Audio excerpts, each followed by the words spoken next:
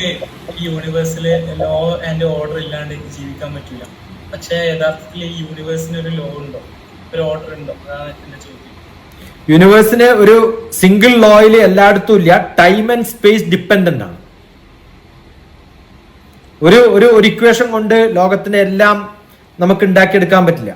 Law എന്ന് പറയുന്നത് നമ്മൾ ലോ ഓഫ് ദ ലാൻഡ്, ഇന്ത്യയുടെ ലോ എന്ന് പറയുന്നത് ഇന്ത്യയിലാണ്. അതുപോലെ ഭഗവാൻ അല്ലെങ്കിൽ ഈശ്വരൻ അല്ലെങ്കിൽ നമ്മൾ പറയുന്ന ഒരു സങ്കല്പത്തില് ആരെങ്കിലും ഒരു യൂണിവേഴ്സൽ ലോ ഉണ്ടാക്കിയിട്ടുണ്ടെങ്കിൽ അത് ഒരു ലോ ആവില്ല. ഓരോ സ്ഥലത്തും ഓരോ കാലത്തും വ്യത്യസ്തമായിട്ടുള്ള ലോ ആണ്. ഓരോ സമയത്തും ഉണ്ടാവുന്നത് വ്യത്യസ്തമാണ്. കാരണം പ്രകൃതി മാറ്റമുണ്ട്. കാലവർഷങ്ങൾക്ക് മാറ്റം വരുമ്പോൾ ആ സമയത്തുള്ള റൂള് മാറും. നമ്മൾ ഒരു ലോക്കലി നമ്മൾ റൂൾ ഉണ്ടാക്കുന്നത് പോലെ ഓരോ സാമ്രാജ്യത്തിനും വ്യത്യസ്തമായ നിയമങ്ങളുള്ള പോലെ ഓരോ പ്രായത്തിലും മനുഷ്യന്റെ നിയമങ്ങൾ മാറുന്നത് പോലെ എന്റെ ചെറുപ്പത്തിലുള്ള നിയമമല്ല ഇപ്പോഴുള്ള എന്റെ നിയമം. ഞാൻ കാലം മാറുന്നതിനനുസരിച്ച് എന്റെ നിയമവും സ്വഭാവവും എല്ലാം മാറിയിട്ടുണ്ടാവും. 10 കൊല്ലം മുമ്പുണ്ടായിരുന്ന ഡോക്ടർ TPS അല്ല ഇപ്പോ. ഓരോ കാലത്തും നമുക്ക് മാറ്റങ്ങൾ ഉണ്ടാവും. അപ്പൊ ഓരോരാളും നമ്മളുടെ നിയമം നമ്മൾ മാറ്റുന്നത് പോലെ universe is A live earth, is A live earth എന്നാണ്. യൂണിവേഴ്സ് എന്നും പറയണ്ട, നമ്മുടെ ഭൂമിയുടെ കാര്യം മാത്രം പറയാം. ഭൂമി എന്ന് പറയുന്നത് തന്നെ ലൈവ് എർത്ത് എന്നാണ് പറയാം. അത് വെറും ജഡമായിട്ടുള്ള ഒരു ഗോളല്ല. അത് ഓരോ നിമിഷവും പുതിയതായിട്ടൊരു ഡൈനാമിക്സ് മനസ്സിലാക്കി ഉണ്ടാക്കി മൂവ് ചെയ്തുകൊണ്ടിരിക്കുന്ന ഒരു ലൈവ് എർത്താണ്. അപ്പൊ അതിനുള്ള നിയമങ്ങളും അതിനുള്ള മാറ്റങ്ങളും ഓരോ സമയത്തും മാറിക്കൊണ്ടേയിരിക്കും. നമ്മളെക്കാളും സ്പീഡിലാണ് ഭൂമി പറക്കുന്നത്. അതിൽ ഓടുന്ന നമുക്ക് തന്നെ ഒരു സ്ഥിരതയില്ല, ഒരു സ്ഥിരമായ നിയമമില്ലെങ്കിൽ ഈ ഭൂമിക്ക് എങ്ങനെ ഇതുണ്ടാവും? കാരണം ഇതൊക്കെ കൂടിച്ചേർന്നിട്ടുള്ളതല്ലേ ഭൂമി. നമ്മുടെ ഓരോ ജീവികളുടെയും നിയമങ്ങളുടെയും അന്യോന്യമുള്ള ഇന്ററാക്ഷൻസിന്റെയും ഒക്കെ വകഭേദങ്ങളല്ലേ ലോകത്തുണ്ടാവുന്ന ഭൂമിയിൽ ഉണ്ടാവുന്ന നിയമം എന്ന് പറയുന്നത്. എന്തുകൊണ്ടാ കേരളത്തിലെ പട്ടികൾക്കൊക്കെ ഇത്രയും ശൗര്യം? ഇപ്പോ പണ്ടില്ലാത്തൊരു ശൗര്യം ആലോചിക്കേണ്ടതാണ്. അവരുടെ സൈക്കോളജി ആലോചിക്കണം. അവർക്ക് ഭക്ഷണമില്ല, വെള്ളം കുടിക്കാനില്ല. ഞാനൊക്കെ വീടുണ്ടാക്കുന്ന സമയത്ത് ഒരു വലിയ ഡ്രമ്മിൽ വെള്ളം വെച്ചിരുന്നു, പട്ടിക്കും പൂച്ചക്കും കാക്കക്കും അണ്ണാർക്കണ്ണനും ഒക്കെ കുടിക്കാൻ വേണ്ടിയിട്ട്. നമ്മളിപ്പം പണ്ടൊക്കെ അടുക്കളയിൽ നിന്ന് പുറത്തു പോകുന്ന വെള്ളം എത്ര ജീവികളാ ജീവിച്ചിരുന്നത് അതിന് ചുറ്റും. ഇന്ന് അതൊന്നും കുടിക്കാൻ കൊടുക്കുന്നില്ല നമ്മൾ. അതൊക്കെ ഡ്രൈനേജ് വഴി ഭൂമിയുടെ അന്തർഗർത്തങ്ങളിലേക്ക് പോയി പുറമെ ഒരു വെള്ളവുമില്ല. എങ്ങനെയാ അണ്ണാർക്കണ്ണം ഭക്ഷണം കഴിക്കുക? അപ്പോൾ പലപ്പോഴും ലോകത്തിന്റെ നിയമങ്ങൾ മാറിക്കൊണ്ടേയിരിക്കും, സൈക്കോളജി മാറിക്കൊണ്ടേയിരിക്കും. എന്തുകൊണ്ടാ ആനകൾ ഇതിനേക്കാളും കൂടുതൽ ഉണ്ടായിരുന്നില്ലേ കാട്ടില്? എന്തേ ആനകൾ ഇത്ര ശൗര്യമുള്ളവരായി മാറിയത് ഇപ്പം? എന്റെയൊക്കെ നാട്ടിൽ ചെറുപ്പത്തിൽ ഉണ്ടായിരുന്ന സമയത്ത് എന്റെ പശുക്കളെയൊക്കെ പുലിയും നെരിയും ഒക്കെ പിടിച്ചിരുന്നു. അന്ന് അത് സ്വാഭാവികമാണ്, വലിയ പ്രശ്നം. മനുഷ്യന്മാരെ പിടിക്കാൻ വരാറില്ല. ഇപ്പൊ എന്തേ പുലിയും നെരിയൊന്നും പിടിച്ച പശുക്കളെ പിടിക്കാത്തത്? നമ്മൾ പശുക്കളെയൊക്കെ കൂട്ടിലിട്ട് പൂട്ടി. പിന്നെ പശുക്കളെ കിട്ടാനും ഇല്ല. ഉണ്ടെങ്കിൽ തന്നെ ഫാമിൽ പോയിട്ട് പിടിക്കണം. ഫാമില് അതിന്റെ പ്രൊട്ടക്ഷൻ അതിനേക്കാളും വലുതാണ്. അപ്പൊ എന്ത് ചെയ്യും? പശുക്കളെ പിടിക്കാൻ പറ്റാത്തതുകൊണ്ട് അങ്ങോട്ടും ഇങ്ങോട്ടും തിങ്ങി നടക്കാണ് എവിടെയാ കിട്ടാന്ന് ആലോചിച്ചിട്ട്. അന്ന് പുറത്തിറങ്ങി വന്ന ഒരു പശുവിനെങ്കിലും കിട്ടും. അതൊന്നും ആരും അറിയില്ല പിടിച്ചു പോയാൽ. ഇന്നങ്ങനെയല്ല. അപ്പൊ അന്നും ഇന്നും പ്രശ്നങ്ങൾ വ്യത്യാസമൊന്നുമില്ല. കുറച്ച് നിയമങ്ങൾ നമ്മൾ റിഫൈൻ ചെയ്തിട്ടില്ല ഈ പ്രകൃതിക്കനുസരിച്ച് എന്നുള്ളത് കൊണ്ടാണ് നമുക്ക് വലിയ ബുദ്ധിമുട്ടുണ്ടാവുന്നത്.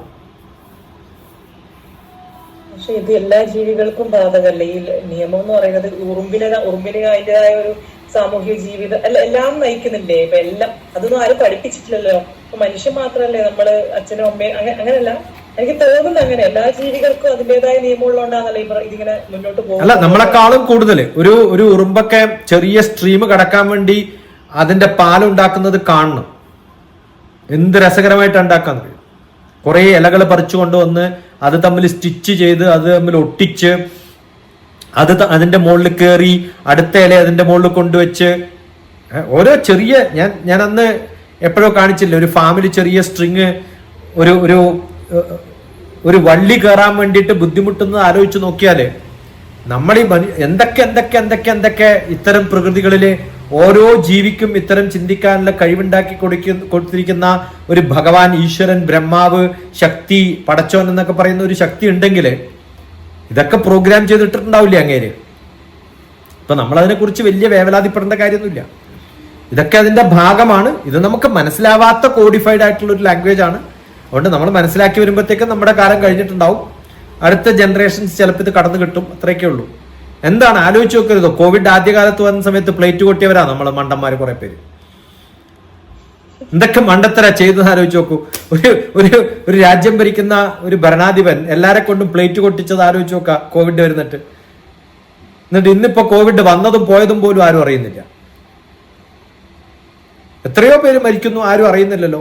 വന്ന കാലത്തോ അത് നമ്മുടെ പ്രകൃതിയുടെ ആ ഒരു ഡൈനാമിക്സ് മനസ്സിലാക്കാത്തത് കൊണ്ടും അതിനെക്കുറിച്ചും ബോധമില്ലാത്തത് കൊണ്ടും ചെയ്തു പോയതാണ്. കുറ്റം പറഞ്ഞിട്ട് കാര്യമില്ല. ഇതൊക്കെ ഒരു ഒരു ഒരു തരത്തില് നമ്മൾ അഡാപ്റ്റീവ് ആവും.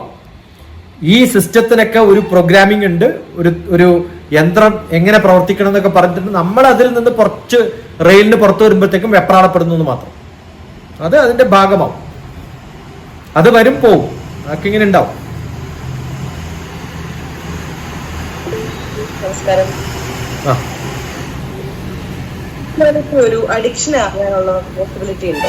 സദാ നമ്മൾ ഇങ്ങനെ ഈ കാര്യങ്ങൾ അല്ലെങ്കിൽ എന്താണ് ഭഗവാന്റെ കാര്യങ്ങൾ കേൾക്കാന്ന് വെച്ചാൽ എപ്പോഴും ഉറങ്ങുന്ന സമയത്തും ഭക്ഷണം കഴിക്കുന്ന സമയത്ത് എപ്പോഴും 24 hours കേൾക്കാന്നുള്ളത് ഒരു പ്രശ്നമാണോ? അത് വലിയൊരു വേണ്ടാത്ത പണിയാന്നാ ഞാൻ പറയാം. രാവിലെ എഴുന്നേറ്റിട്ട് അവനവന്റെ വീട്ടിലെ പണി ചെയ്യുന്നതിന് പകരം കുറെ സമയം നാമം ചൊല്ലിക്കൊണ്ടിരിക്കുക. ആ പണി ചെയ്യുന്നതിന്റെ കൂടെ കുറച്ച് നോളജും കൂടി കിട്ടുന്ന കാര്യങ്ങളാണ്, കുഴപ്പമില്ല.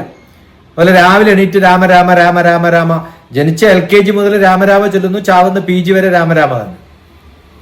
വിവരമുണ്ടാവുകയാണ്, അറിവാണ് വേണ്ടത്. ആദ്യം വേണ്ടത് ഭക്തിയൊക്കെയാണ്. ആ ഭക്തി എന്ന് പറയുന്നതാണ് നമ്മളെ അതിലേക്ക് നയിക്കുക. അവിടെ നിന്നും നമ്മൾ അറിവിലേക്ക് നയിക്കപ്പെടണം. ഈ ഭഗവാൻ എന്ന് പറയുന്നത് വിശ്വാസമാണെങ്കിൽ വിശ്വാസം വേണ്ടാത്തതാണ്. വിശ്വാസം എന്ന് പറയുന്നത് ഒരാശ്വാസം മാത്രമാണ്, അത് അറിവല്ല. അത് വിശ്വാസത്തിൽ നിന്ന് അറിവിലേക്ക് മാറുന്നത് ഇത് സിസേഴ്സ് ആണ് എന്നെന്റെ വിശ്വാസമാണ്. അത് ഉപയോഗിച്ച് മനസ്സിലാക്കി എന്തെങ്കിലുമൊക്കെ കട്ട് ചെയ്ത് നോക്കി അതിന് മൂർച്ചയൊക്കെ ഉണ്ടെന്ന് ഉറപ്പ് വരുമ്പോഴാണ് ഇത് സിസേഴ്സ് ആണ് എന്ന് പറഞ്ഞ് ഞാൻ ഉപയോഗിക്കാൻ തുടങ്ങും.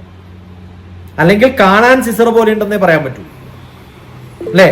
അതുപോലെ ഭഗവാൻ എന്നുള്ളത് നമ്മളെ പഠിപ്പിച്ചിട്ടുള്ള ഒരു സങ്കല്പവും വിശ്വാസവുമാണ്. അതിനെ നമ്മൾ ഉപയോഗത്തിൽ വരുത്തുമ്പോഴാണ്, അറിവിന്റെ ഭാഗമാക്കുമ്പോഴാണ് നമുക്ക് കർമ്മത്തിലേക്ക് ഉപയോഗിക്കാൻ പറ്റും. അതിനു വേണ്ടിയാണ് ഇതൊക്കെ ഉണ്ടാക്കിയിട്ടുള്ളത്. ആ സങ്കല്പം നമ്മൾ മനസ്സിലാക്കാതെ പോകുമ്പോഴാണ് കുറേ പ്രാവശ്യം റിപ്പീറ്റ് ചെയ്ത് വായിച്ചുകൊണ്ടിരിക്കും. സഹസ്രനാമം സഹസ്രം പ്രാവശ്യം സഹസ്രം ജീവിതത്തിൽ വായിച്ചിട്ട് ഇപ്പം എന്താ കാര്യം? അതിലൊരു നാമത്തിന്റെ അർത്ഥം പോലും അറിയില്ല, എന്തിനാ ഇത് വായിക്കുന്നതെന്ന് അറിയില്ല, ആരെക്കുറിച്ചാന്ന് അറിയില്ല. അതുകൊണ്ട് കാര്യമില്ല. നമ്മൾ അറിയണം, അതിന്റെ ഒബ്ജക്റ്റീവ് അറിയണം, സ്കോപ്പ് അറിയണം, എന്തിനാണ് ഉപയോഗിച്ചത്, എന്താണ് ഇതുകൊണ്ട് കാര്യം. ഇതൊക്കെ മനസ്സിലാക്കിയിട്ട് ഉപയോഗിക്കുകയാണെങ്കിൽ ആ അറിവ് നല്ലതാണ്. അതുകൊണ്ട് ഭക്തിയല്ല, വിശ്വാസമല്ല, അറിവിലേക്ക് നയിക്കുന്ന ഭക്തിയും വിശ്വാസവും ആണ് വേണ്ടത്. അതുകൊണ്ട് അങ്ങനെ കുറെ പേര് നടന്നത് കൊണ്ടാണ് ഇന്ന് നമ്മളിത് പറയാൻ പറ്റുന്നത്. എല്ലാവരും അങ്ങനെ ആയിരിക്കണമെന്ന് ചോദിച്ചാൽ ആവണമെന്നില്ല. അവരൊക്കെ ഏജൻസ് ആയിരുന്നു, അവരൊക്കെ സെയിൽസ്മാൻ ആയിരുന്നു. അങ്ങനെ ഒരു സെയിൽസ്മാൻ കൊണ്ട് തന്നപ്പോഴാണ് ആ സാധനം എൻ്റെ കയ്യിൽ കിട്ടിയിട്ട് ഞാൻ ഉപയോഗിക്കാൻ തുടങ്ങിയത് ഇപ്പം. അപ്പോൾ അങ്ങനെ എൻ്റെ കുറേ പൗരാണികമായിട്ട് കുറേ പേര് ഇത് കൊണ്ട് നടന്ന് വിറ്റത് കൊണ്ട് എനിക്കിപ്പോൾ കിട്ടുന്നു. അതുകൊണ്ട് അവരൊന്നും മോശമെന്ന് ഞാൻ പറയില്ല. മാർക്കറ്റിംഗ് നല്ലപോലെ നടക്കണം, പക്ഷെ മാർക്കറ്റിംഗ് മാത്രം ഉണ്ടായിട്ട് കാര്യമില്ല, ആരെങ്കിലും അത് ഉപയോഗിക്കും കൂടി വേണം. ഇപ്പൊ മാർക്കറ്റിംഗ് ആണ് അധികം, ഉപയോഗം കുറവാണ്. അവിടെയാണ് നമ്മൾ പൊളിഞ്ഞു പോയത്. അപ്പൊ ആരും സൂചിപ്പിച്ച മൾട്ടി ടാസ്കിംഗ് ഒരു കാര്യമുണ്ടല്ലോ. ഇപ്പൊ ജോലി ചെയ്യുന്ന സൈഡും കർമ്മത്തിലായിരിക്കുമ്പോ പോലും ഇതിന്റെ സൈഡിൽ ഇങ്ങനെ ഭഗവാന്റെ കാര്യങ്ങളും കഥകളും കേട്ടുകൊണ്ടിരിക്കുക എന്ന് പറയുന്നത് എന്തുകൊണ്ടാണ് അങ്ങനെ? അത് ചിലർക്ക് സിനിമാ പാട്ട് കേൾക്കലായിരിക്കും, ചിലർക്ക് ഡ്രം അടിക്കലായിരിക്കും, ചിലർക്ക് ഡ്രൈവിംഗ് ആയിരിക്കും, ചിലർക്ക് വേറെ എന്തെങ്കിലുമൊക്കെ ഡാൻസ് കളിച്ചുകൊണ്ടായിരിക്കും ഇഷ്ടം. ചില ചായ ഉണ്ടാക്കുന്ന ആളെ കണ്ടിട്ടില്ലേ, ഡാൻസ് ഒക്കെ കളിച്ചുകൊണ്ട് ചായ ഉണ്ടാക്കുന്നതൊക്കെ. അതയാളുടെ സ്റ്റൈലാണ്.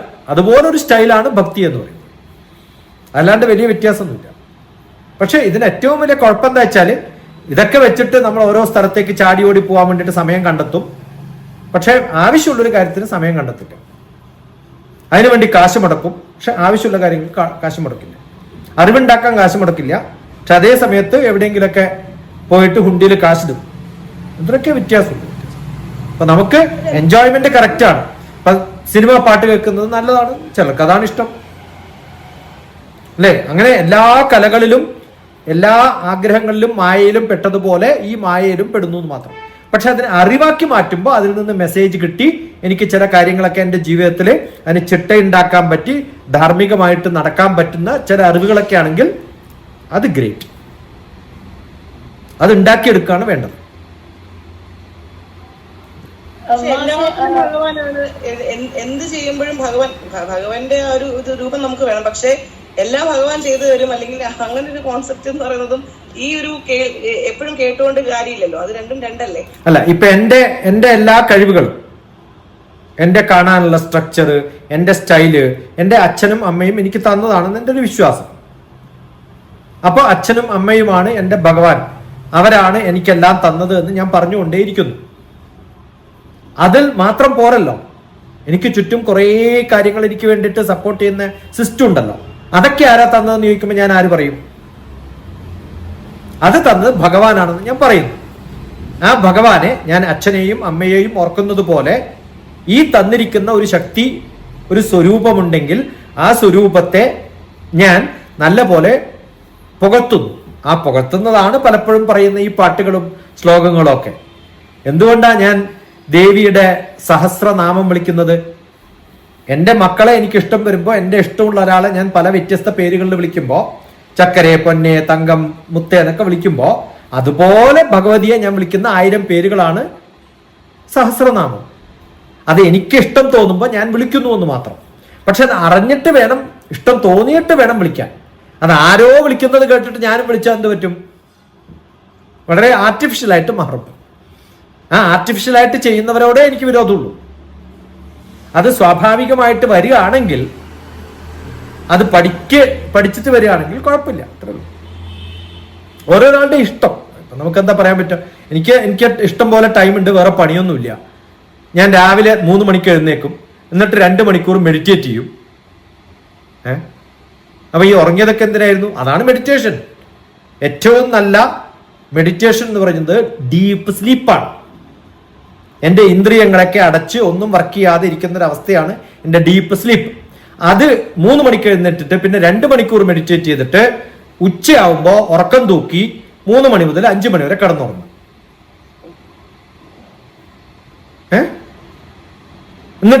എന്നിട്ട് കണ്ണ് തുറക്കുമ്പോഴത്തേക്കും തലവേദന, കാലുവേദന, മുട്ടുവേദന, നടുവേദന, വയറുവേദന. എന്നിട്ട് ഡോക്ടറെ അടുത്ത് പോവാം. എന്നിട്ട് ഹോമിയോ ഡോക്ടറെ അടുത്ത് പോയിട്ട് കുറെ മരുന്ന് മേടിക്കാം. അയാളെ വിശ്വാസം ഇല്ലാണ്ട് അലോപ്പതി പോവാം. എന്നിട്ട് വേറൊരാൾക്ക് പോവാം. എന്നിട്ട് ഇതെല്ലാം കൂടി കഴിക്കുക. ഇങ്ങനെ ഉണ്ടാവും ജീവിതം. കേരളത്തിൽ ഭക്തി എന്ന് പറഞ്ഞ് നടക്കുന്ന 80% ആൾക്കാരും ഇങ്ങനെ ജീവിക്കുന്നവരാണ്. എനിക്ക് നല്ല ഭക്തിയുണ്ട്, ഒരു അസുഖമില്ല എന്ന് പറയുന്ന ഒരാളെ കണ്ടാൽ അവർക്ക് കൃത്യമായിട്ട് ഭക്തി ഉണ്ടെന്ന് എനിക്ക് മനസ്സിലാക്കാം. എനിക്ക് ഭക്തിയുണ്ട്, ഒരു പ്രാരബ്ധവും ഇല്ല, വേദനയുണ്ട് പക്ഷെ വിഷമമില്ല. വേദനയുണ്ട്, വിഷമമില്ല. പറഞ്ഞ വ്യത്യാസം മനസ്സിലായില്ലേ? ശാരീരികമായിട്ട് പ്രശ്നങ്ങൾ എനിക്കുണ്ടാവും, പക്ഷെ അതൊക്കെ എൻ്റെ വേദനകളാണ്. പക്ഷെ എനിക്കെന്തില്ല? അതുകൊണ്ട് സഫറിങ്സ് ഇല്ല. സഫറിങ് എന്ന് പറയുന്നത് മനസ്സിന്റെ ഒരു അവസ്ഥയാണ്. അതില്ലാതിരിക്കാൻ എനിക്ക് ഭക്തി സഹായിക്കുമെങ്കിൽ അത് ഗ്രേറ്റ്. അതാണ് വേണ്ടത്. എനിക്ക് മുട്ടുവേദനയും വയസ്സാവുമ്പോൾ പല സംഭവങ്ങളും ഉണ്ടാവും. എനിക്ക് നടക്കാൻ പറ്റില്ല.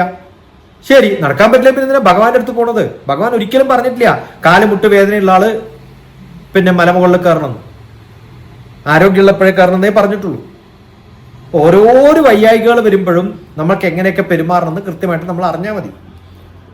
പലരും ഉണ്ട് തീരെ വയ്യ, എന്നിട്ട് കുറെ ട്രാവലൊക്കെ കഴിഞ്ഞ് തിരിച്ചു വരുമ്പോഴത്തേക്കും ജലദോഷം വരും, തലവേദന വരും, അലർജി വരും, പനി വരും, എന്നിട്ട് ആന്റിബയോട്ടിക്കും കഴിക്കും. ഒന്നുകിലും ഭഗവാന്റെ അടുത്ത് പോവാ, അല്ലെങ്കിൽ ആന്റിബയോട്ടിക് കഴിക്കുക. ഏതെങ്കിലും ഒന്നേ ചെയ്യാമോ? രണ്ടും കൂടെ പാടില്ല. ഒന്നുകിൽ ഭഗവാനിൽ പൂർണ്ണമായ വിശ്വാസം, ഞാൻ അവിടെ പോയാൽ എനിക്കൊരു അസുഖവും വരില്ല നിങ്ങൾ തീരുമാനിക്കും. ഓക്കെ, ഇനി അസുഖം വരുന്ന ഒരാളാണെങ്കിൽ അവിടെ പോകാണ്ട് വീട്ടിൽ തന്നെ ഇരിക്കുക. രണ്ടും പാടില്ല. ഇതൊക്കെ ആകുമ്പോഴേ കോൺഫ്ലിക്റ്റിംഗ് ഉള്ളൂ.